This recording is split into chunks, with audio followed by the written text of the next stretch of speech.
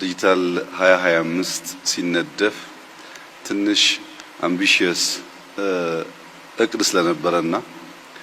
በዲጂታል ሴክተር ስትራቴጂ አውጥቶ የመተግበር ልምምድም ብዛም ስላልነበረን አይሳካም ኢሉዥን ነው የሚል ፍራቻ በስፋት እንደነበር ታስታውሳለህ። በሚያስደንቅ ሁኔታ ከአምስት ዋና ዋና ዘርፎች መካከል አንዱ ስትራቴጂ መሆን አለበት፣ ለኢትዮጵያ ብልጽግና መረጋገጥ አይተኬ ሚና አለው ከሚለው ውሳኔ ጀምሮ ዲጂታልን ከግብርና፣ ከኢንዱስትሪ፣ ከማይኒንግ፣ ከቱሪዝም አስተካክሎ የማየት እይታ ከተጀመረበት ጊዜ አንስቶ ኋላም ስትራቴጂው ተነድፎ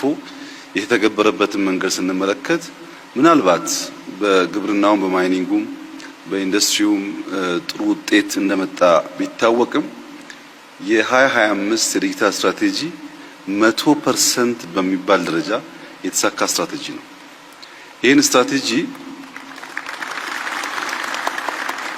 ይህን ስትራቴጂ በመንግስት መዋቅር ብቻ ሳይሆን አካዳሚያውም እንዲፈትሸው እጋብዛለሁ። ምን ነበር ትልሙ፣ ንድፉ፣ ምን ተሳካ፣ ምን አልተሳካም የሚለውን ለማየት እድል ቢያገኙ አንድን ነገር አርቆ ማቀድ አርቆ ማለም ብቻ ሳይሆን የመከወን ብቃት ከዚያ ውስጥ እንዴት ሊወጣ እንደሚችል የሚያሳይ አስተማሪ ጉዞ ስለነበረ